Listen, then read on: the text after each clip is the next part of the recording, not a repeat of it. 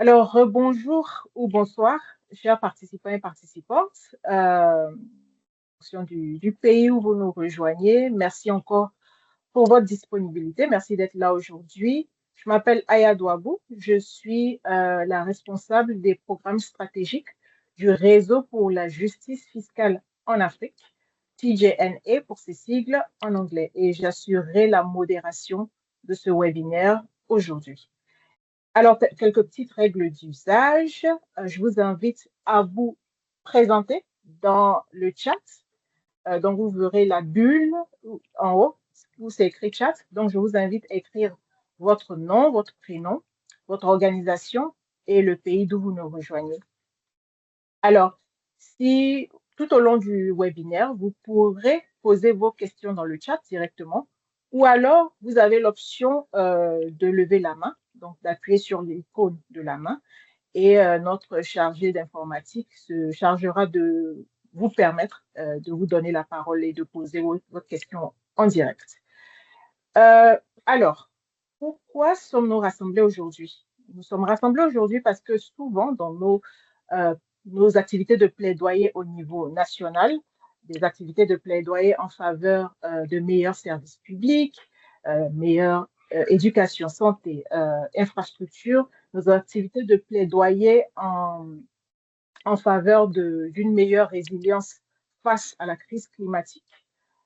Nos États nous opposent l'argument selon lequel il n'y a pas de ressources, l'argument selon lequel il n'y a pas de moyens. Et ils ont raison. Ils ont raison parce que cela est dû en majeure partie au fait que nos États opèrent dans un système fiscal international qui les empêche littéralement d'imposer les activités économiques des multinationales qui opèrent sur leur territoire, les empêche d'imposer convenablement l'exploitation de leurs ressources naturelles. Et bon, parce que ce système n'est pas fait pour nous, hein, il est fait pour nous maintenir dans la pauvreté. Alors nos États ont dit ça suffit et ils ont décidé d'appeler à un nouvel ordre fiscal international à travers ce qu'on appelle la Convention cadre des Nations Unies sur la coopération fiscale internationale qui nous rassemble aujourd'hui. Malheureusement, ce qu'on a constaté depuis le début de ce processus, c'est une participation limitée des organisations de la société civile francophone. Et ce n'est pas leur faute, c'est à cause des barrières juridiques. Raison pour laquelle aujourd'hui, nous avons organisé ce webinaire avec CCFD Terre Solidaire en vue de combler ce fossé et de pouvoir davantage accroître la mobilisation des organisations de la société civile francophone dans le processus autour de la Convention cadre des Nations Unies sur la coopération fiscale internationale. Alors, pour ce webinaire d'aujourd'hui, nous avons comme intervenant M. Jules Tapsoba du FAFOA. Nous avons Mme Chinaï Mukumba de TGNA. Nous avons M. Ishmael Zoulou de TGNA, M. Riyad Selmani de CCFD Terre Solidaire et enfin M. Amin El Kamel de TGNA. Alors, je vais sans plus attendre passer la parole à M. Jules Tapsoba en tant que premier intervenant. À vous, M. Jules. Bonjour à tous. J'espère que vous m'entendez. Merci. Aya. Tout va bien. Bonjour, chers collègues, partenaires et participants. Je suis Jules Tapsoba, le secrétaire exécutif du Forum des administrations fiscales ouest-africaines.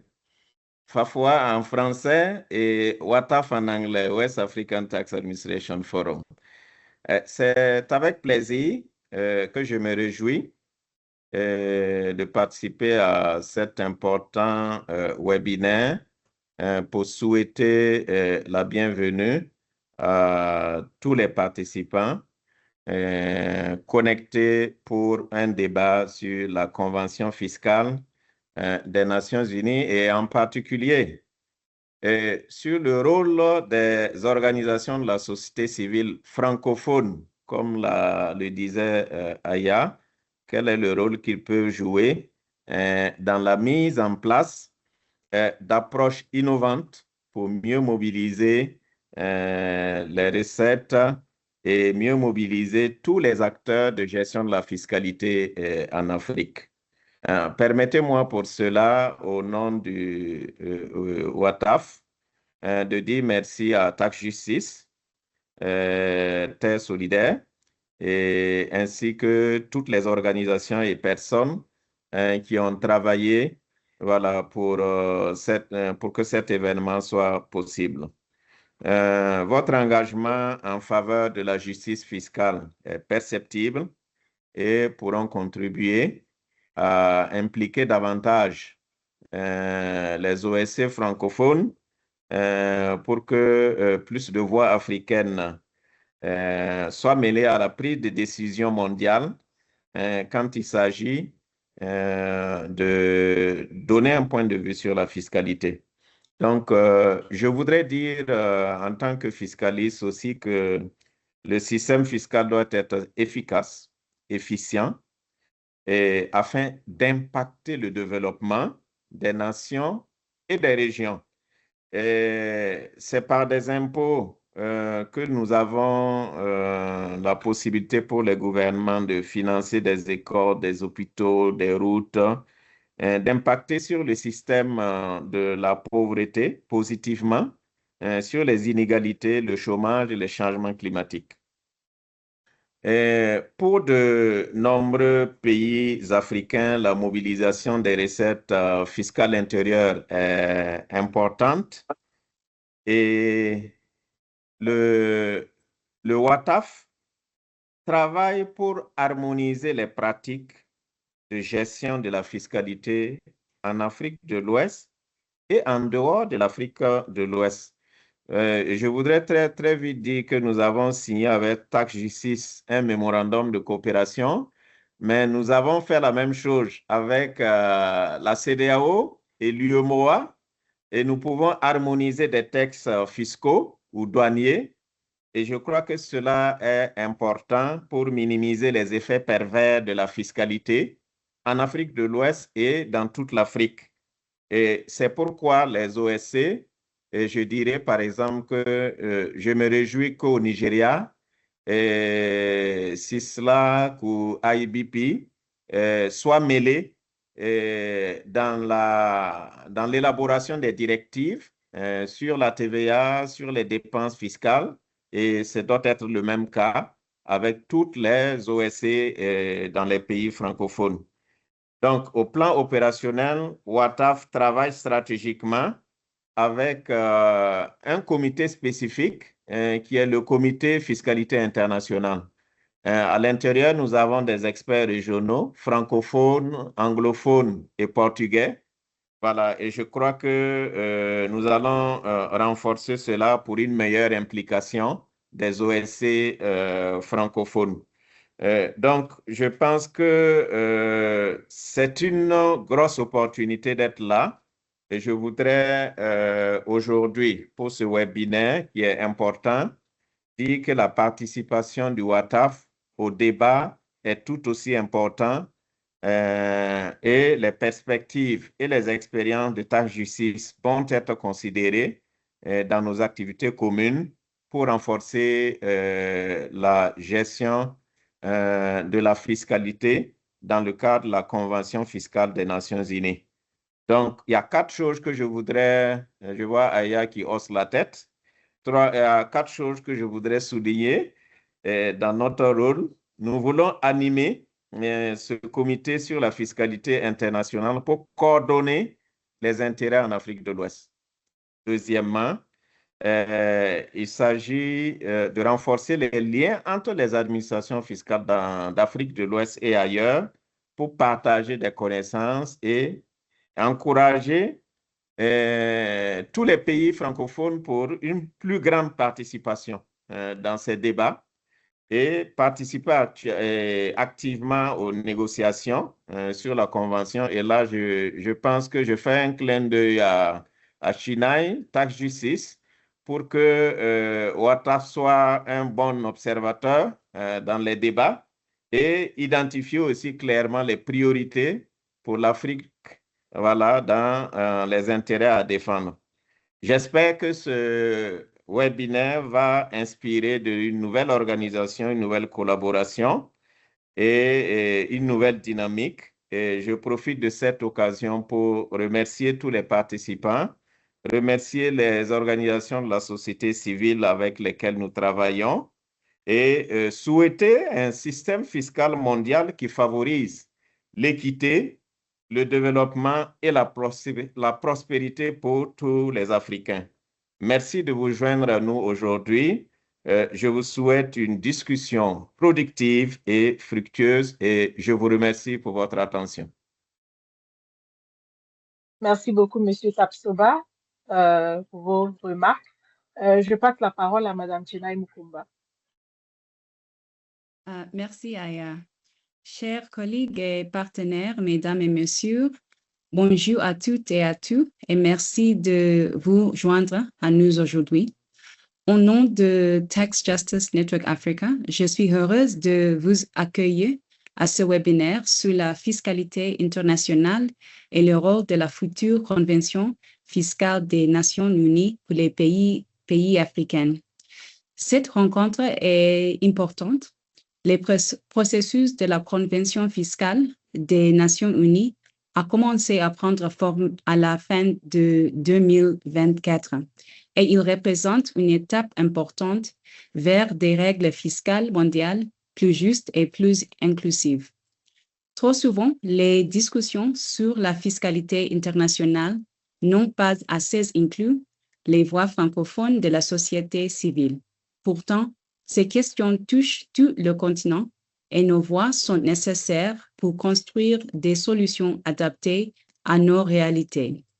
La fiscalité n'est pas seulement un sujet technique, elle est essentielle pour financer l'éducation, les infrastructures et les services publics dont nos populations ont besoin. Elle permet aussi de lutter contre la pauvreté, les inégalités et les effets du changement climatique. C'est pour cela que la réforme du système fiscal international est une question de justice sociale. Nos pays font encore face de grands défis, notamment un manque important de financement du développement et des règles fiscales mondiales qui n'ont pas toujours servi les intérêts de l'Afrique. Le groupe africain a joué un rôle moteur dans ce processus et il est important que la société civile soutienne ce leadership. C'est pourquoi les organisations de la société civile, y compris les organisations francophones, doivent être bien informées, engagées et présentes dans ces débats. La barrière de la langue ne doit pas nous empêcher de participer pleinement. Les négociations sur une convention fiscale des Nations Unies sont une occasion importante de rendre les règles plus justes et plus inclusives et de mieux prendre en compte les priorités africaines. Le prochain cycle de discussion prévu à Nairobi en décembre 2026 sera particulièrement important pour l'Afrique. Nous devons donc nous préparer, nous organiser et porter des messages clairs. L'objectif de ce webinaire est donc simple: mieux comprendre les processus, échanger nos idées et encourager une participation plus forte des acteurs francophones dans les espaces régionaux et internationaux. Nous espérons que cette session aidera à créer des liens entre les organisations francophones, à renforcer notre compréhension commune et à bâtir une voix africaine plus forte pour la justice fiscale mondiale. Je vous invite à participer activement, à poser vos questions et à partager vos idées. Sur ce, je vous remercie encore pour votre présence et votre engagement. Je vous souhaite une discussion ouverte, utile et constructive et une excellente session. Merci beaucoup. Merci beaucoup, Chenai. Merci beaucoup pour ces remarques. Et maintenant, je vais passer la parole à Monsieur Ishmael Zulu, qui va nous faire une présentation. Qui va nous faire une présentation sur pourquoi la Convention fiscale des Nations Unies est importante pour les pays africains. Ishmael, au revoir. Merci beaucoup. Aya, donnez-moi quelques secondes pour que je puisse partager mon écran.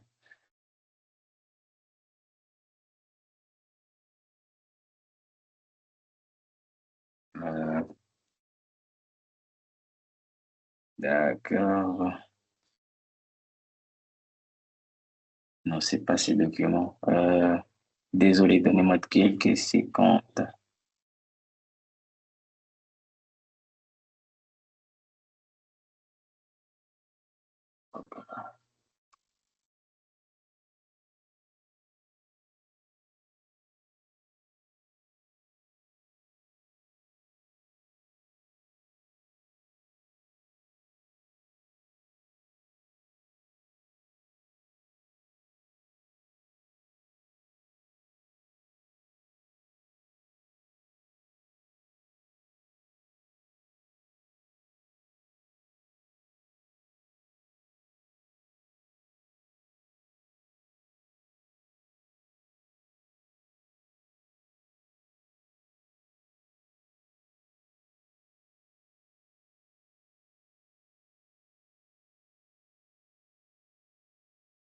Désolé, donnez-moi quelques secondes. Je le fais tout de suite. Pas de souci, Ishmael, on te donne quelques secondes. Merci.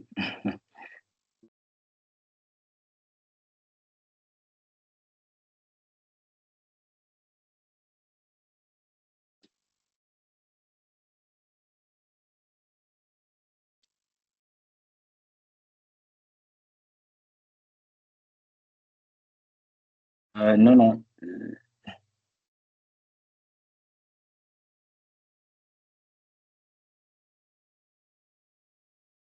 Est-ce que tu... OK. D'accord, c'est ça. Merci beaucoup. Bonjour à toutes et à tous.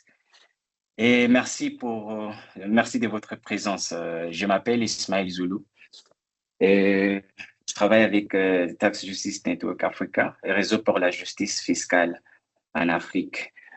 Oui, donc nous allons commencer avec cette présentation. Les sujets que nous allons explorer ensemble, c'est capital pour notre continent. Donc, c'est l'importance de la Convention fiscale des Nations Unies pour les pays africains. Donc, pendant la présentation, je vous propose de comprendre pourquoi la fiscalité est au cœur du développement de l'Afrique et pourquoi les négociations encore aux Nations Unies représentent une occasion historique pour nos pays. Avec la présentation, nous allons structurer notre réflexion autour des 5 questions essentielles. Donc, premièrement, la première question, pourquoi la fiscalité est-elle essentielle au développement de l'Afrique? Deuxième question, pourquoi la fiscalité est-elle un enjeu politique mondial?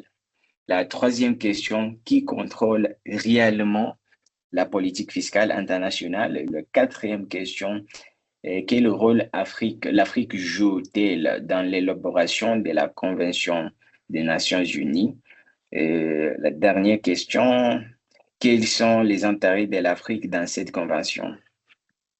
Donc, pour bien répondre à ces 5 questions, nous allons comprendre bien mieux les enjeux qui se jouent pour notre continent. D'accord, on y va.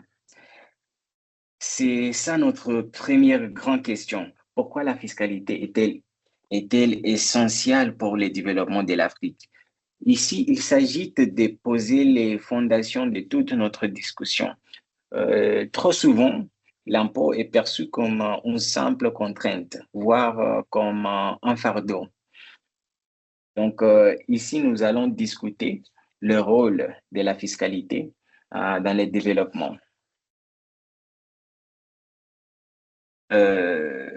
Pour bien situer l'enjeu, nous allons commencer par cette démonstration. Donc, l'Afrique fait face à un déficit de financement considérable pour atteindre les objectifs de développement durable. C'est estimé à environ 1 300 milliards de dollars. C'est un grand déficit. Donc, c'est un écart colossal entre les ressources dont nous disposons aujourd'hui et, et dont nous aurions réellement besoin. Donc, on se pose la question, comment est-ce qu'on peut, nous allons trouver les ressources où? Donc, traditionnellement, on identifiait plusieurs sources de finances externes pour les développements. Premièrement, nous avons l'aide publique au développement, l'APD. Deuxièmement, il y a l'investissement direct étranger, l'IDE. Troisièmement, il y a le financement par les dettes externes. Et quatrièmement, les envois des fonds de la diaspora. Et ces ressources sont utiles. On est tous d'accord que ces ressources sont utiles, mais elles présentent toutes des limites importantes. Premièrement, l'aide. L'aide est imprévisible et souvent accompagnée par les conditions, malheureusement. Avec la dette, c'est intéressant. Beaucoup de nos pays, nous avons le problème avec la dette. La dette pèse lourdement sur nos finances. Et les investissements peuvent répartir aussi vite qu'ils sont arrivés, malheureusement. Donc, c'est pourquoi aujourd'hui, on discute, on discute la fiscalité. C'est pourquoi nous devons nous tourner vers une option plus durable, c'est-à-dire nos propres recettes fiscales. C'est là tout l'intérêt de la fiscalité. C'est ça. Premièrement, la fiabilité des ressources. Contrairement à la dette et l'aide, l'impôt est plus stable, plus durable et il n'est assorti d'aucune conditionnalité. Deuxièmement, la durabilité. Donc, l'impôt génère davantage de recettes qui est toute autre source de financement. Prenons un exemple parlant. À l'échelle mondiale, la mobilisation des ressources propres et des États représente 76 des dépenses consacrées à l'éducation. Autrement dit, et contrairement au discours dominant, nous, contribuables africains, finançons notre propre développement plus que n'importe quel autre acteur. Intéressante, non?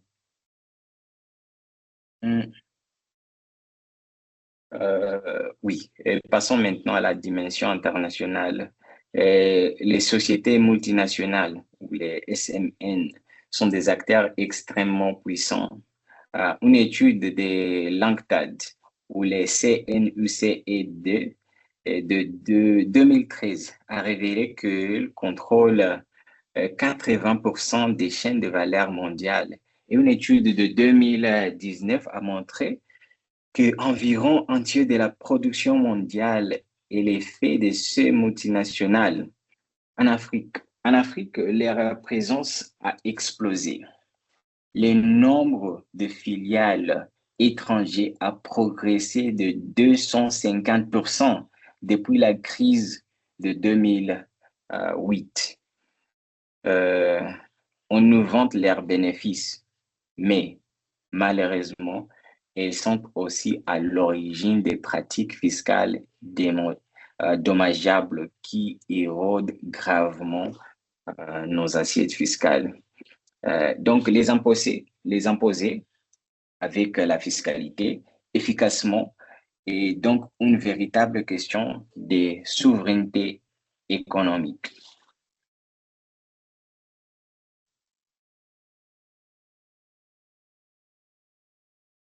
D'accord. Est-ce qu'il y a un problème avec la connexion ou c'est bon? Non? Aya, c'est bon? Ok, Non, merci c'est Aline. bon de mon côté, tu peux y aller. D'accord. Oui, cela nous a mené à notre deuxième grande question. Pourquoi la fiscalité est-elle un enjeu politique mondial? Donc, jusqu'ici, nous avons parlé des chiffres des ressources, mais derrière de ces chiffres se cachent des rapports de force, des intérêts divergents et des règles qui ne sont jamais neutres. Je vais maintenant vous montrer à travers un exemple très concret pourquoi la fiscalité internationale est par nature une affaire profondément politique. Donc, avec cette slide, ça va nous aider à comprendre la règle de la source par rapport à la résidence. Et c'est un concept très pertinent d'aujourd'hui, le concept des droits d'imposition. D'accord, on y va. Prenons un exemple simple pour illustrer le problème. Imaginons une entreprise, Courant. Je vais juste dire ça, c'est pas réel. On imagine juste. Donc, prenons l'exemple ici d'une entreprise Courant qui est un investisseur français. La France est donc le pays des résidences. Courant investit au Niger, où l'extrait de l'uranium est généré des revenus. Le Niger est ici le pays de la source. Vous comprenez? La France est donc le pays des résidences et le Niger est ici le pays de la source. Donc la question est alors la suivante. Où Courant doit-elle payer ses impôts? En France ou au Niger? Tout l'enjeu s'est résumé à cette question entre la source et la résidence. Et si les deux pays décident d'imposer la même revenu, on aboutit à ce qu'on appelle la double imposition. Je crois qu'on est tous d'accord qu'on est sur la même page. D'accord, on y va. Je n'ai pas beaucoup de temps, mais si vous avez des questions, nous allons avoir le temps pour les questions et les discussions après les présentations. D'accord. Voyons comment chaque pays défend sa position. La France, avec notre exemple ici, en tant que pays exportateur des capitales, peut faire valoir ce que c'est elle, le pays de résidence, qui détient le droit d'imposer ses revenus. Le Niger, à l'inverse, soutient que c'est sur son territoire que l'activité économique a lieu et que les ressources naturelles ont été extraites. Donc, en tant que pays de la source, il revendique donc le droit d'imposer ces mêmes revenus. Ces deux logiques s'affrontent et c'est de cette tension que naît la double imposition lorsque Courant se trouve imposé par les deux pays sur un même revenu.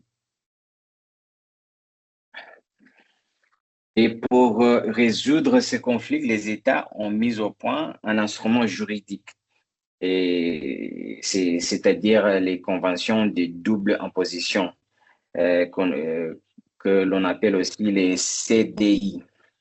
En Afrique, il existe environ 500 en vigueur et ce nombre cesse d'augmenter, malheureusement. Et pourquoi un tel enjouement? Tout simplement parce que ces conventions sont présentées comme un outil d'attraction des investissements directs étrangers. Concrètement, lorsque deux pays commercent, ils cherchent à éviter la double imposition. Et la double imposition est perçue comme un frein au commerce et à l'investissement. Donc, ces conventions servent donc, en théorie, à répartir équitablement les droits d'imposition entre les pays. Mais ces conventions, malheureusement, ne sont pas neutres. Et c'est là que réside le problème. Premièrement, elles sont généralement conçues pour protéger avant toutes les droits d'imposition de pays de résidence. Les pays de résidence, avec notre exemple, c'est la France. Posez-vous toujours la question, votre pays est-il un état de résidence ou un état de la source? Pour nos pays africains, pour les plupart, ce sont les états de la source. Donc, ces déséquilibres est inscrit dans la conception même dans CDI, les conventions des doubles impositions. Donc, deuxièmement, les pays africains accordent des concessions excessives pour attirer les investissements. C'est un grand problème pour nous, alors qu'aucune preuve solide n'établit que ces conventions augmentent réellement l'investissement. Et cela s'ajoute à un manque criant d'expertise, de pouvoir des négociations face aux pays développés. Nous arrivons à notre troisième grande question, et sans doute la plus politique de toutes. Qui contrôle la politique fiscale internationale? Car derrière chaque règle et chaque modèle de convention, il y a des institutions qui les rédigent et donc les pays qui en tirent avantage.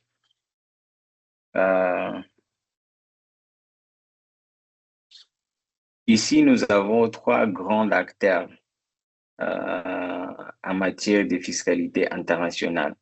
Il y a les Nations Unies, l'OCDE et les G20. Les G20. Chacun joue un rôle différent et leur poids respectif est très inégal. Je voudrais que vous gardiez à l'esprit une formule qui résumait parfaitement la situation de nos pays. Quand vous n'êtes pas à la table, vous êtes au menu. Autrement dit, si l'Afrique ne participe pas à l'élaboration des règles, ce sont les propres intérêts qui finissent par être sacrifiés. Et examinons maintenant les trois acteurs un par un. Nous allons commencer avec l'OCDE. Donc, cette organisation a été créée en 1960 à l'origine pour reconstruire l'Europe au lendemain de la guerre.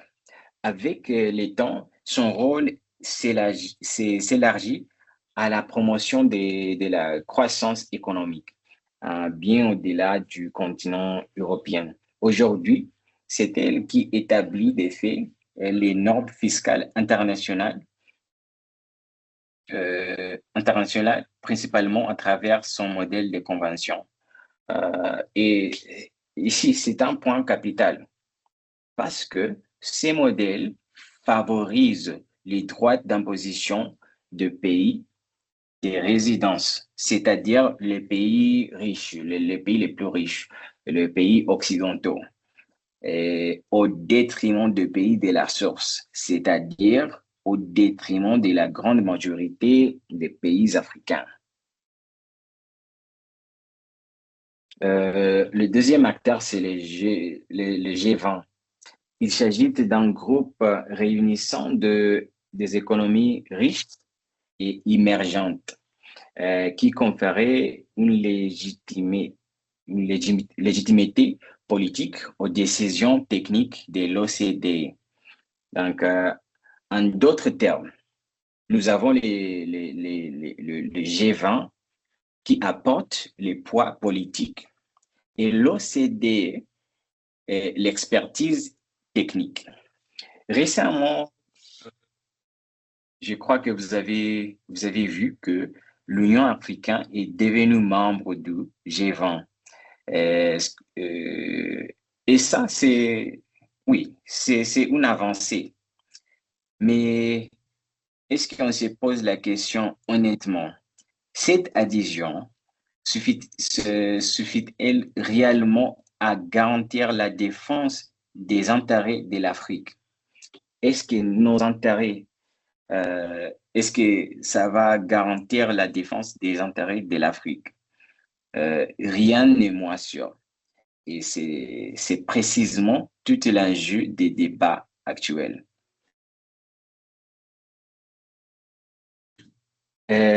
Maintenant, nous allons parler sur les Nations Unies. Leur rôle a été considérablement affaibli au fil du temps. Donc, la Commission fiscale des Nations Unies était créée dans les années 1940 pour associer les pays en développement, a été dissoute par les pays exportants des capitaux et qui l'a jugé inutile. Depuis, nous disposons du comité fiscal des Nations Unies, composé de 25 experts siégeant à titre individuel. Donc, ces comités mettent à jour le modèle de convention des Nations Unies qui, lui, favorise les droits du pays de la source. Mais comparé à l'OCDE, son influence reste limitée, malheureusement. Donc les résultats, c'est que ce sont toujours les pays exportateurs des capitaux qui fixent les règles. Oui, nous avons les Nations Unies, nous avons les modèles pour les négociations, pour les conventions de double imposition. Il existe, mais malheureusement, l'influence est faible.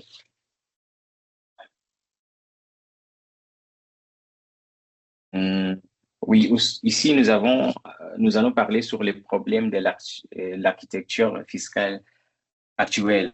Elle souffre de trois faiblesses majeures. Donc, il y a trois problèmes. Premièrement, un manque d'inclusivité et d'universalité. Tous les pays ne sont pas associés sur un pied d'égalité et élaboration des règles. Deuxièmement, une complexité excessive qui rend ces règles difficiles à mettre en œuvre, en particulier pour nos pays africains et nos administrations fiscales. Et troisièmement, de capacités techniques et financières limitées du côté des pays africains. Et ces diagnostics est essentiel car il explique pourquoi l'Afrique réclame aujourd'hui une transformation profonde du système.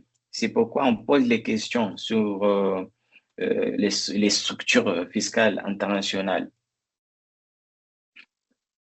Ici, nous avons notre quatrième question. Quel est le rôle de l'Afrique dans l'élaboration de la Convention fiscale des Nations Unies? Après avoir posé le diagnostic, place à l'action, car nos pays ne sont pas restés passifs.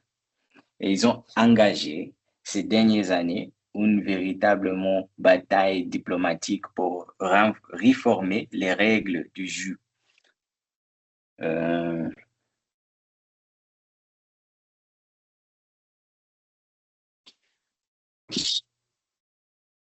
Oui, pourquoi l'Afrique a-t-elle décidé d'agir? Pour plusieurs raisons convergentes. D'abord, une insatisfaction croissante face au manque d'inclusivité et d'universalité du système actuel. Oui, donc on a déjà discuté qu'il y a un problème avec l'inclusivité dans les structures internationales de fiscalité. Ensuite, l'ampleur des flux financiers illicites liés à la fiscalité qui a fait prendre conscience de l'urgence d'une véritable coopération internationale. C'est la conjonction de tous ces facteurs qui a poussé les pays africains à présenter plusieurs résolutions aux Nations Unies, ouvrant ainsi la voie de l'élaboration de la Convention fiscale des Nations Unies.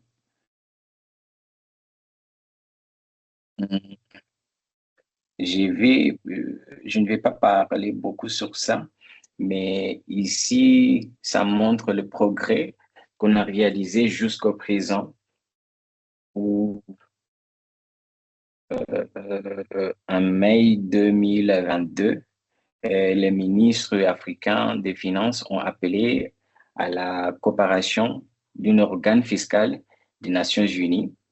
Et en novembre 2022, la résolution révisée du groupe africain, ça a été révisé par les groupes africains, et la résolution 77 2044 de l'Assemblée générale des Nations Unies a été adoptée. Et c'est ça ce que nous avons réalisé jusqu'au présent avec les processus dans les négociations avec les Nations Unies. Ne vous inquiétez pas, nous allons partager les slides avec vous, et si vous avez des questions, si vous voulez que j'explique quelque chose, je vais les faire pendant la session pour les questions. Et ici, voici notre 5e et dernière grande question. Quels sont concrètement les intérêts africains dans la Convention fiscale des Nations Unies? Donc, après avoir retracé le chemin parcouru, il est temps de définir clairement ce que nos pays doivent défendre et ce qu'ils peuvent réellement gagner. Car cette conversion ne sera utile à l'Afrique que s'il parvient à traduire nos priorités en règles concrètes et contraignantes.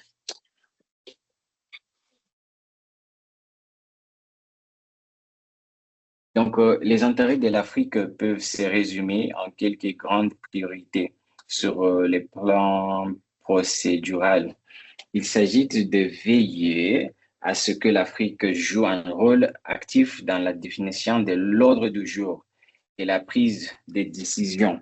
Il faut démocratiser la fiscalité internationale afin que chaque pays puisse négocier sur un pied d'égalité.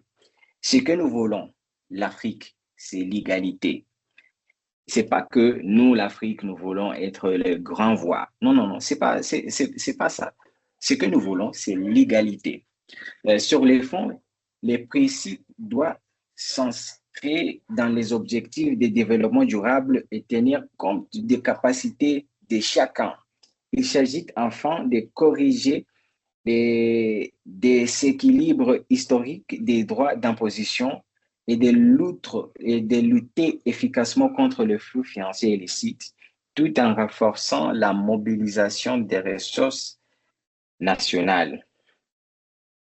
Donc, en sommaire, démocratiser la fiscalité internationale, les principes et l'égalité, les questions des procédures, un rôle actif de l'Afrique dans l'ordre du jour, corriger les déséquilibres historiques et lutter efficacement contre les FFI. Et c'est ça ma présentation. Merci beaucoup pour votre aimable attention. Et je passe les paroles maintenant à ma collègue Aya Djabou. Aya, à toi. Merci beaucoup. Merci beaucoup, Ishmael, pour cette présentation de qualité. Merci aussi d'avoir fini un peu en avance avec quelques minutes. Et alors, je vais passer la parole maintenant à Monsieur Riyad Selmani de CCFD Terre Solidaire, qui va nous faire une présentation sur où est-ce qu'on en est dans le processus de la Convention fiscale internationale. Riyad Selmani, à vous. Merci beaucoup, Aya. Je vais partager ma présentation et vous me dites si c'est bon et si vous pouvez la voir. Normalement, est-ce que... Attendez, hop. Voilà. Est-ce que c'est bon? Tout le monde peut la voir? C'est bon. Super. Ok, merci beaucoup et vraiment merci encore pour cette opportunité de pouvoir présenter cette convention et surtout les enjeux de fiscalité. Je pense qu'Ishmael l'a dit de manière importante, cette convention et les questions de fiscalité, elles sont au cœur de l'avenir, aussi des questions de comment le continent africain peut devenir maître aussi de son développement et trouver les ressources nécessaires pour son développement. Donc, je suis Riyad Selmani, je travaille pour le CCFD Terre Solidaire, qui est une organisation, une ONG française, et on travaille beaucoup main dans la main avec le Tax Justice Network Africa, notamment dans ces négociations, et on essaye aussi, nous, de convaincre de notre côté nos gouvernements qui, jusqu'à aujourd'hui, ont eu la main sur les règles fiscales internationales, de participer au changement de ces règles pour justement une gouvernance fiscale internationale plus juste et pour permettre de mobiliser ces ressources qui sont essentielles, comme on l'a dit juste avant. Moi, je vais essayer de vous emmener rapidement dans le concret de ces négociations. Qu'est-ce que ça veut dire? Qu'est-ce qui s'y discute? Et pourquoi? Et on finira après sur aussi pourquoi la société civile a un rôle clé et donc pourquoi aussi on se tourne aujourd'hui vers les organisations de société civile pour dire il faut se mobiliser pour faire de ces négociations qui sont historiques vraiment une réussite. Euh, donc, vous voyez là, quand je change mes slides, ça, c'est bon, on voit le deuxième slide. Aya? C'est parfait. Super. Et donc, comme Ishmael a commencé à le dire, vraiment, c'est un processus historique. Donc, évidemment, comme on a dit, on vous partagera les slides et on est là aussi pour répondre aux questions. Mais pour dire qu'effectivement, dès la naissance de ce processus, en fait, les pays africains ont joué un rôle essentiel et la société civile, bien sûr, et notamment la société civile africaine. Et c'est eux vraiment qui ont permis la naissance de ce processus de négociation qui est historique parce que c'est pas tous les jours qu'on peut négocier sur une question aussi importante que la fiscalité et avec tous les pays autour de la table. Comme Ishmael a pu le dire, jusqu'à aujourd'hui, la gouvernance fiscale et la gouvernance économique internationale, elle a été quand même assez verrouillée par les pays les plus riches. Et donc aujourd'hui, c'est un des premiers exemples qu'on a de discussion de tous les pays autour de la table sur une question aussi importante que la fiscalité et vraiment redire le rôle et le rôle extrêmement important des pays africains pour y arriver. Et donc, pour venir au présent et juste dire comment est-ce qu'on est arrivé là, donc Ishmael vous a présenté sur une frise les premières étapes, les étapes à partir de 2022, la résolution qui a été suivie d'autres résolutions qui ont permis la naissance de ce processus de négociation. Et juste pour souligner que c'est pas en 2022 effectivement que tout a commencé et que ça commence bien avant et que effectivement cette demande de justice fiscale et d'un organe fiscal international à l'ONU, elle est longue de plusieurs décennies et ça fait plusieurs décennies que la société civile se bat pour et que des pays, notamment africains, le demandent. Et donc, en décembre 2024, on a eu le vote de ce qu'on appelle les termes de référence, donc le mandat de cette convention qui a été voté grâce, encore une fois, au groupe africain et à la mobilisation de la société civile. Et c'est des termes de référence très ambitieux qui ont été adoptés, qui donnent le mandat de 3 ans de négociation pour aboutir à une convention des Nations Unies sur plein de sujets. Et je vous dirai juste très rapidement ce sur quoi cette convention doit aboutir. Et donc, ce processus, il a officiellement commencé début 2025, et notamment en février 2025, avec une session organisationnelle. Et elle a été très importante, cette session, parce que elle a défini le mode d'adoption de cette convention. Et les pays du Sud ont gagné aussi la bataille du mode d'adoption de cette convention, qui sera adoptée à la majorité simple. Et c'est quelque chose qui peut tout changer, parce qu'aujourd'hui, les pays du Sud ont la majorité à l'ONU, et c'est d'ailleurs pour ça qu'ils se sont tant battus pour avoir un processus à l'ONU. Et donc, cette convention, elle pourrait aussi être adoptée parce que les pays du Sud ont la majorité et peuvent faire à eux seuls adopter cette convention. Bien sûr, l'objectif est de faire adhérer le maximum de pays, mais aujourd'hui, ça leur donne aussi un pouvoir dans ces négociations qui est extrêmement important. Et donc, ces négociations, elles ont commencé. Il y a eu en août 2025 2 premières sessions de négociation à New York qui était la première fois, comme j'ai dit, que tous les pays étaient autour de la table pour pouvoir négocier.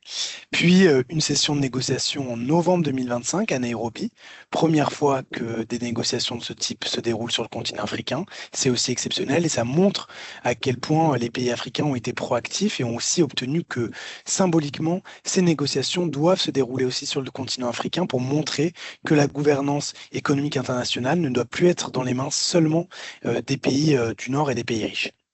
Et donc, ces négociations se poursuivent. En février dernier, on a eu un autre round de négociations à New York, avec des négociations qui s'accélèrent, qui se font maintenant sur un texte, sur un brouillon de texte. Et je vais juste vous montrer très rapidement, du coup, où est-ce qu'on en est aujourd'hui et pourquoi est-ce aujourd'hui, on est à mi-chemin de ce processus. Et donc, c'est le moment où vraiment la mobilisation de la société civile va être essentielle pour vraiment faire de ce processus de négociation une réussite. Comme on le voit sur cette frise, il reste en tout et pour tout 5 sessions de négociation. Il y a eu jusqu'à aujourd'hui 4 sessions de négociation, il en reste 5, on est à mi-chemin. Et donc, on a aujourd'hui une fenêtre vraiment importante pour essayer de faire de ces négociations une réussite, pour les influencer. Donc la prochaine session de négociation, ce sera à New York en 2026, puis Nairobi en décembre 2026. Et comme Chenai a pu le dire, on a besoin de la mobilisation de la société civile africaine, de la société civile africaine francophone, notamment à Nairobi. Et puis l'année prochaine, c'est l'année de fin de ces négociations. On aura encore 3 sessions de négociation et surtout le vote de la convention qui sera plutôt en fin d'année 2027. Tout ça pour dire que vraiment cette année et l'année prochaine, ce sont vraiment des années cruciales et c'est vraiment ces 2 années-là qui vont permettre potentiellement de poser les bases d'une convention ambitieuse et en tout cas, la société civile a un rôle déterminant à jouer pour ce faire. Pour vous redire qu'est-ce qu'on négocie exactement en termes très concrets, en termes de texte, aujourd'hui, qu'est-ce qu'on négocie? Donc, les termes de référence de cette convention, elles ont fixé, en gros, il y a 3 objets de négociation aujourd'hui. Une convention cadre, qui est un objet qui doit vraiment reposer le cadre d'un nouveau système fiscal international, et notamment ce qui définit vraiment ce sur quoi doit aboutir cette convention, c'est le paragraphe 10 des termes de référence qui vraiment détaille ce sur quoi cette convention fiscale doit aboutir. Une meilleure répartition des droits d'imposition, la lutte contre l'évasion fiscale, la lutte contre les flux financiers illicites, la transparence fiscale. Bref, c'est vraiment on va dire que le menu est très dense, il est très ambitieux, et avec à la clé vraiment la possibilité de créer une nouvelle architecture de fiscalité internationale pour le développement durable et pour la mobilisation des ressources domestiques.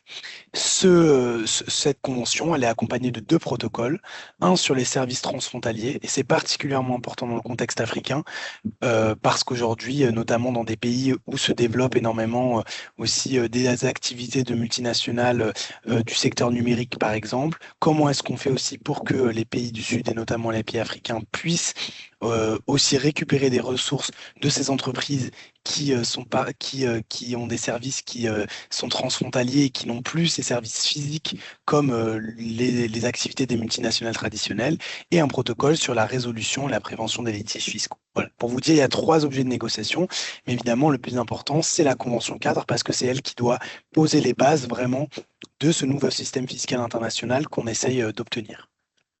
Donc très concrètement, qu'est-ce que peut permettre cette convention et qu'est-ce qu'une convention ambitieuse permettrait?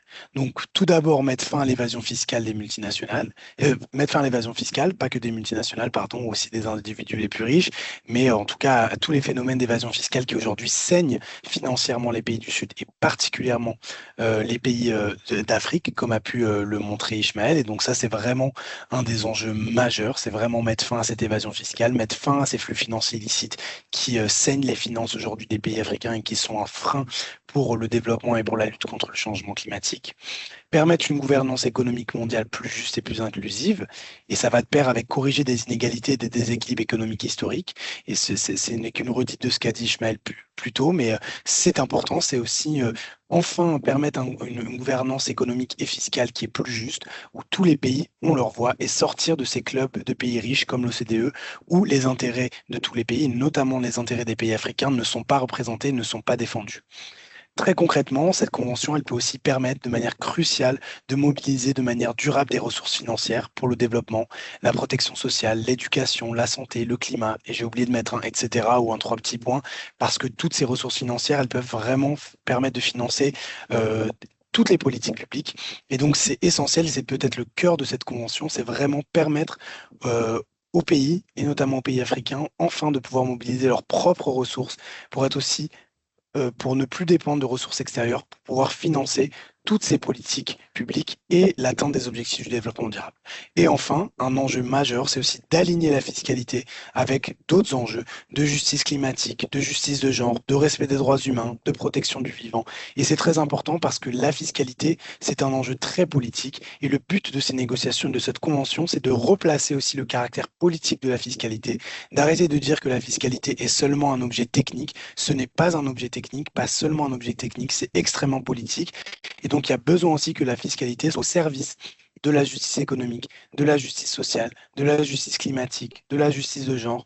Et tout ça, c'est ce que peut permettre cette convention fiscale si elle est ambitieuse et si on parvient à la faire adopter d'ici 2027. Pour vous donner très rapidement un tableau des dynamiques politiques, pour vous dire aussi, hein, voilà, on est dans une négociation internationale. L'objectif de l'avoir à l'ONU, c'est aussi, voilà, justement, de rééquilibrer les rapports de force. Et donc, on peut voir aussi, dans l'adoption des termes de référence en fin 2024, qui ont lancé ce processus, un état des forces initiales. On a globalement les pays du G77, donc c'est environ 130 pays, donc les pays d'Afrique, les pays d'Amérique du Sud, les pays d'Asie du Sud-Est pour la plupart, qui se sont unis pour faire voter ces termes de référence et pour donner naissance à ce processus de convention. Donc c'est globalement les pays qui veulent vraiment faire avancer et qui veulent cette nouvelle architecture fiscale internationale. En face de ça, on a les pays européens qui se sont majoritairement abstenus. Donc qui ne veulent pas vraiment de cette convention, mais qui en même temps sont dans une position où ils ne veulent pas apparaître comme les pays qui empêchent la naissance de cette convention. Ils sont dans une position assez particulière, et donc c'est eux, et notamment nous par exemple au CCFD, c'est ces pays-là qu'on essaye d'influencer, si ce n'est pour devenir ambitieux du jour au lendemain, en tout cas pour limiter les dommages et faire en sorte qu'ils n'empêchent pas l'adoption de cette convention. Et puis on a les pays qui sont historiquement les plus opposés à la justice fiscale, l'Argentine, les États-Unis, la Nouvelle-Zélande, le Japon, le Royaume-Uni notamment, qui eux se sont opposés à la naissance de ce processus de négociation. En tout cas, tout ça pour dire, on voit qu'aujourd'hui on a environ 130 pays qui sont pour cette convention, une trentaine de pays qui ne sont pas vraiment pour, mais qui savent qu'ils ne peuvent pas non plus s'y opposer trop frontalement, et une dizaine de pays qui sont opposés très frontalement. Mais comme je l'ai dit au début, aujourd'hui, ce qui change la donne, c'est que les pays du Sud ont la majorité à l'ONU et qu'ils ont obtenu que cette convention puisse s'adopter à la majorité. Et donc, ce sera essentiel pour la suite et ça donne bon espoir qu'on puisse faire adopter cette convention. Maintenant, la question, c'est qu'est-ce qu'on met dans cette convention et comment est-ce qu'on s'assure que cette convention est ambitieuse et qu'elle répond à tous les questionnements qu'a pu donner Ismaël et qu'on en fasse un véritable outil pour le développement et pour la mobilisation des ressources, notamment sur le continent africain.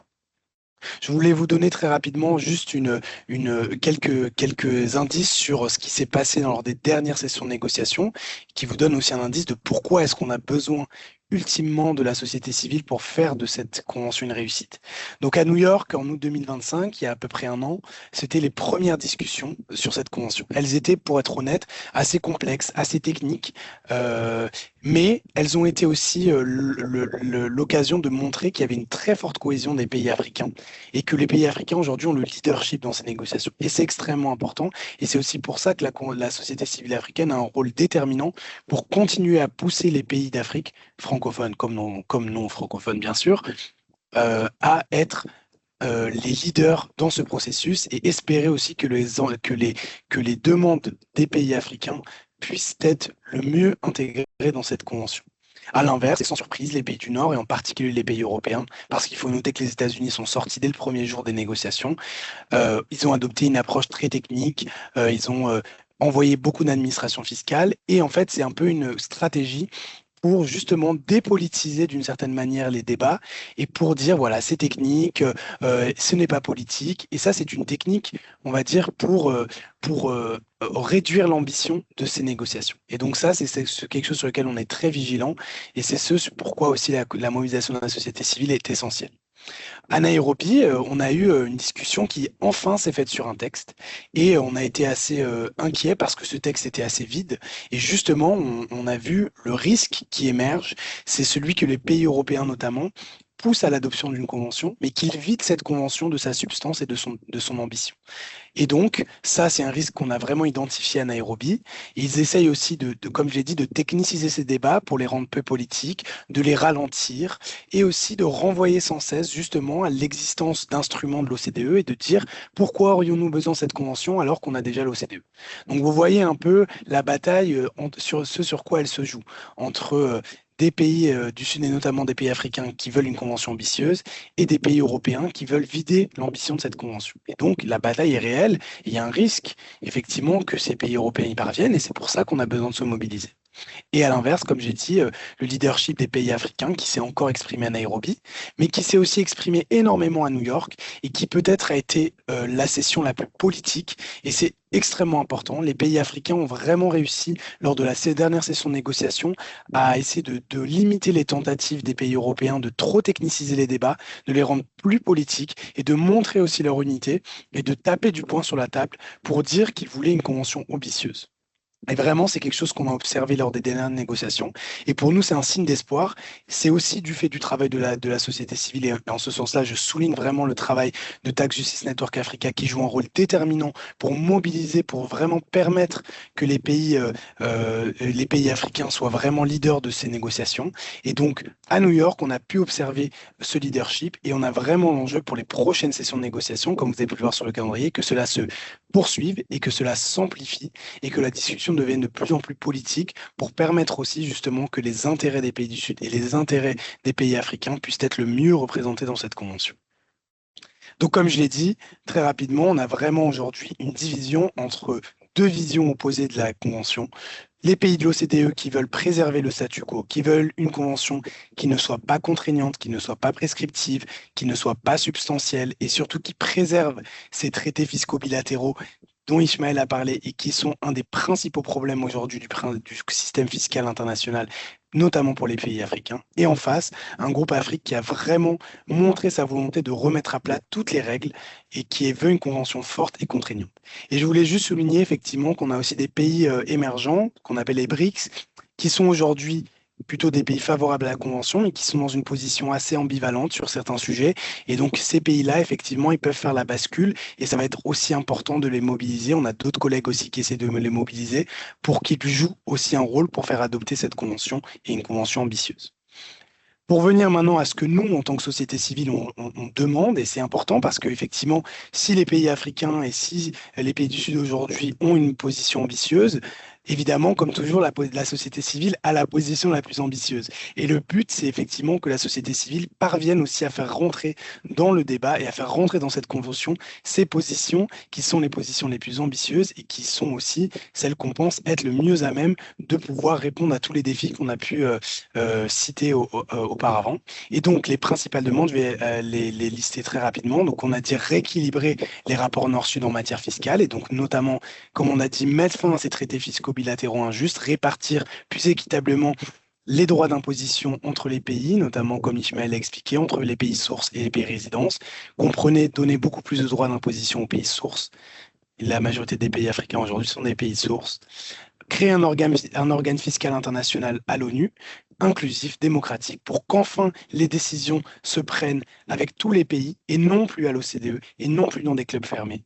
Mettre fin à l'évasion fiscale, pouvoir taxer effectivement les grandes fortunes, instaurer une transparence fiscale, parce que c'est très important. Aujourd'hui, les flux financiers licites sont nourris par l'opacité fiscale, donc il y a un enjeu à instaurer une vraie transparence fiscale. Comme j'ai dit, plutôt vraiment faire de la fiscalité internationale un outil pour le développement durable, pour le climat, pour les droits humains, combattre les flux financiers licites, permettre la mobilisation des ressources domestiques, permettre de financer la lutte contre le changement climatique et aussi renforcer l'imposition des industries extractives. Et ça, c'est un combat qui a aussi été mis en avant par le groupe Afrique. Vous voyez, le menu, il est assez long, mais il y a un vrai espoir que cette convention, qui est une convention cadre, qui a donc aussi la volonté d'être un nouveau cadre qui va pouvoir être décliné par la suite lors de conférences des parties et par la création de cet organe fiscal international, on a bon espoir qu'on puisse permettre qu'on puisse faire de la Convention un outil pour répondre à toutes ces demandes.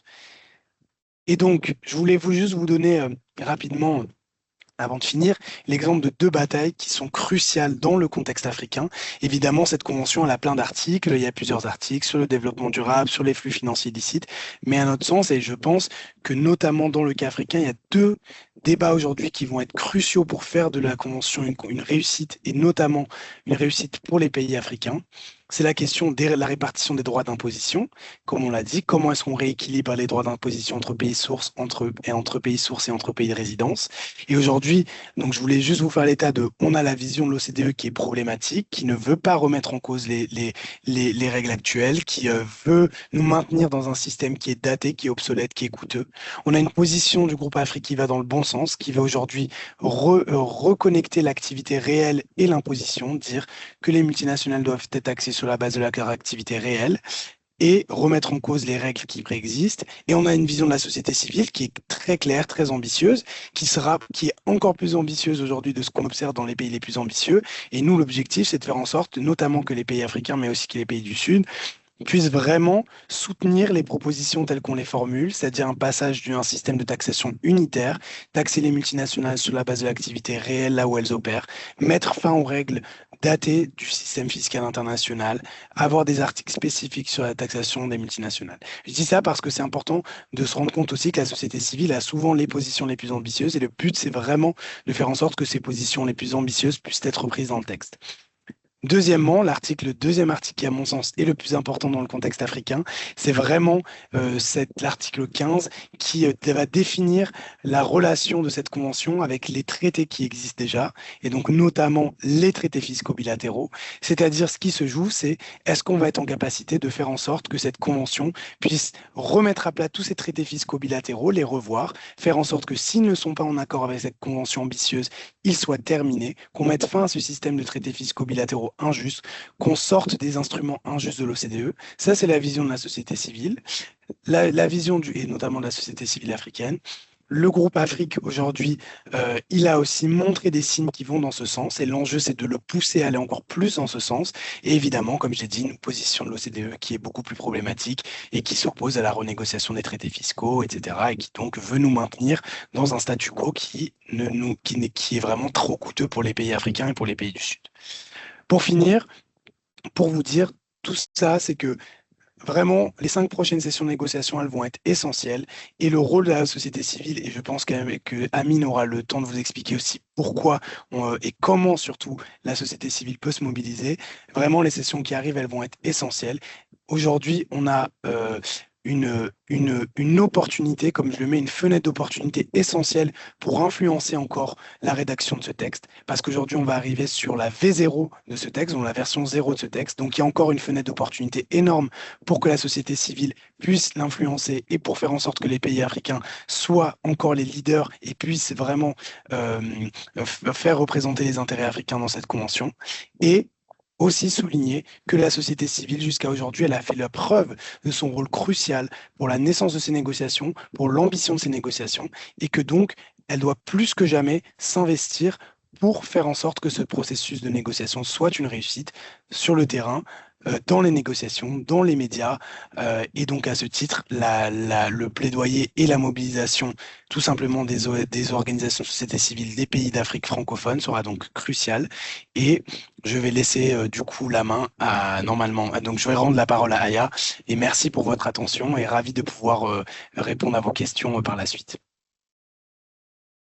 Merci beaucoup, Riyad, pour cette présentation claire et précise et qui donnera assez d'idées à nos amis de la société civile. Et justement, je vais inviter Amine El-Kamel, mon collègue, afin de faire sa présentation sur les stratégies de plaidoyer clés pour la société civile. À toi, Amine.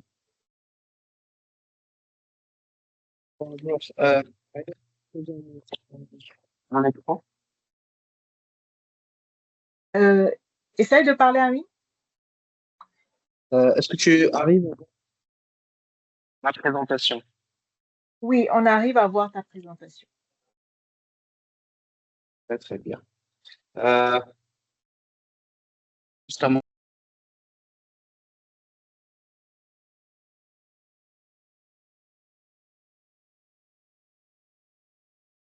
Donc, bonjour à tous, chers collègues. Vous m'entendez? Oui. Euh, Merci beaucoup d'être présent. Je me présente, je suis Amine Kem, je suis responsable des partenariats et l'engagement des membres au réseau africain pour la justice fiscale.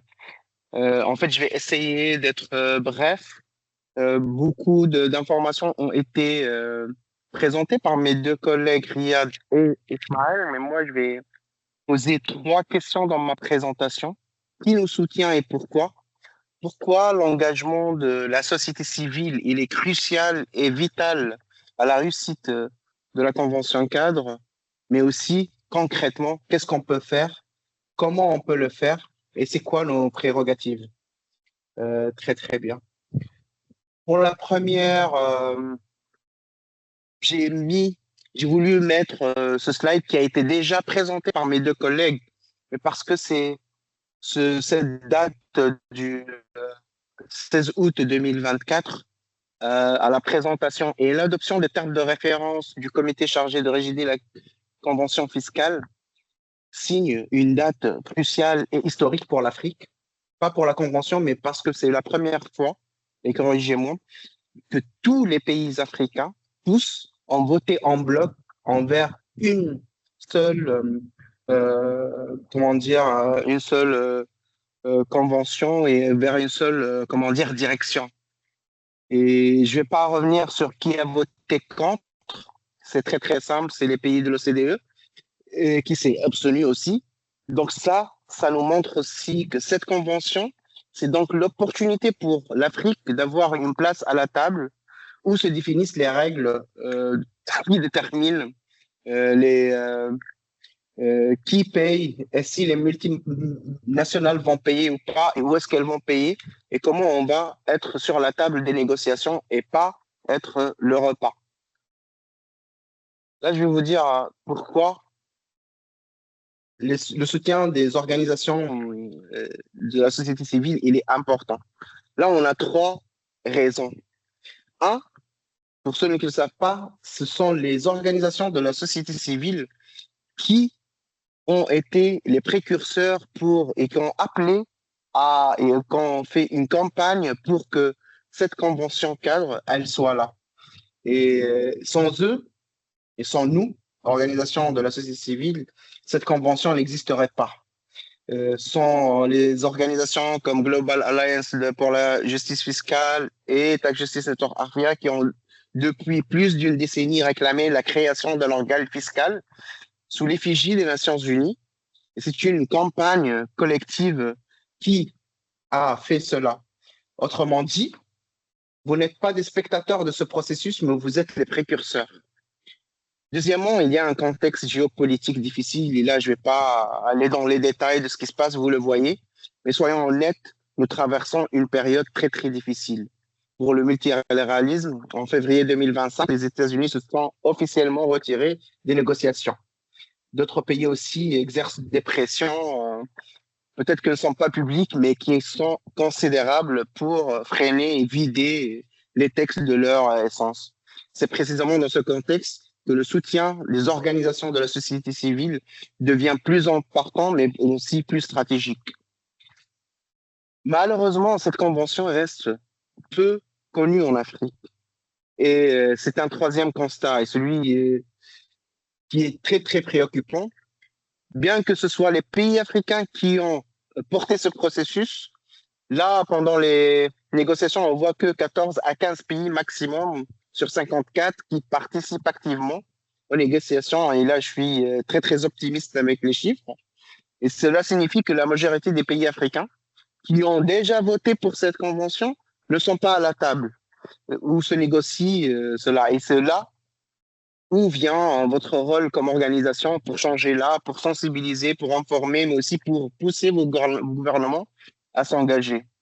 Aussi, c'est une occasion en or pour promouvoir la solidarité mondiale ou globale Enfin, les organisations de la société civile africaine ici présentes jouent un rôle clé pour la mobilisation du soutien des pays africains, mais aussi qui collaborent bien avec les autres organisations du Sud global, mais aussi du Nord global. Il ne s'agit pas de défendre les intérêts africains, mais aussi il s'agit de bâtir une coalition mondiale pour une fiscalité internationale plus juste qui profite à toute la population. Là, on va voir 3 axes d'action. Vous allez me dire, mais comment on va faire, nous, organisation de la société civile? Là, on va travailler sur 3 axes d'action concrets. 1, la mobilisation. On va mobiliser le soutien au sein de nos pays. La première action, c'est de mobiliser national. C'est chacun dans son pays. Mais là, c'est là où je vous invite à poser la question. Et nous rendrons dans le slide qui viendra. Est-ce que votre pays il participe ou pas? Est-ce qu'il est actif ou pas? Et quelles mesures comptez-vous prendre pour garantir la présence de vos négociateurs?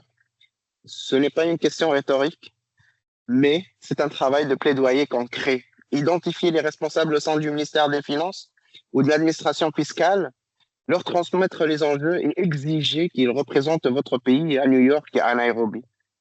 Deuxièmement, c'est un des rôles où on le fait bien, et nous, membres de la société civile, c'est la sensibilisation.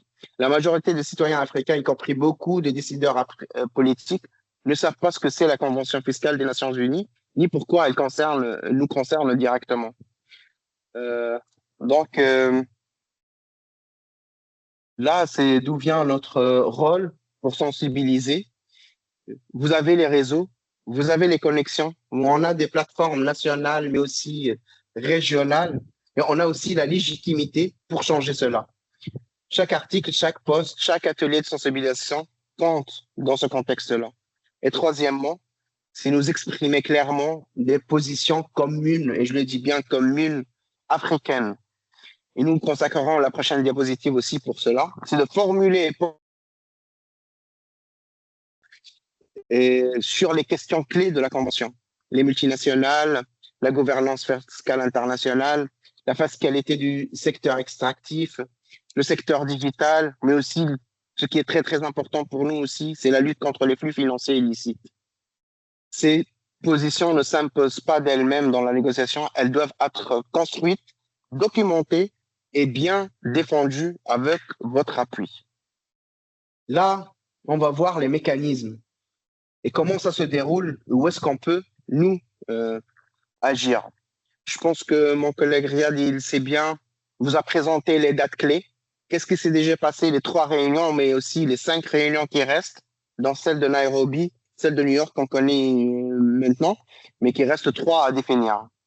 Donc, connaître les mécanismes pour mieux agir. Bon, on va poser la question directe et je vous adresse à vous maintenant, votre pays participe ou pas? Je sais que j'ai déjà répondu à ça. 15 maximum des pays, dont 3 qui sont leaders, dans cela, ils sont là. Ces négociations, qui doit participer? Ces négociations exigent un savoir-faire technique, mais aussi diplomatique, très spécifique. Cela signifie que ce ne sont pas simplement des ambassadeurs généraux qui doivent y assister ou y aller, ceux qui sont aux Nations Unies, mais les représentants des administrations fiscales de nos pays. On doit pousser pour qu'ils soient là-bas. Et c'est eux qui comptent le plus là-bas, c'est pas de la diplomatie pure et dure. En plus, les missions permanentes là-bas auprès de l'ONU à New York doivent être informées, doivent être informées, impliquées et briefées sur les dossiers fiscaux. Et nous, on doit pousser à ce que cela soit fait. Comment se déroulent les négociations? En fait, il y a 2 modalités. D'abord, les séances plénières en présentiel. 3 qui ont déjà eu lieu, 2 à New York, 1 à Nairobi, je ne vais pas m'attarder à ça. Aussi, les sessions intersessionnelles virtuelles ont lieu entre les réunions en présentiel et ces sessions sont plus accessibles et elles ne nécessitent pas un déplacement. On ne peut pas aller à New York ou à Nairobi.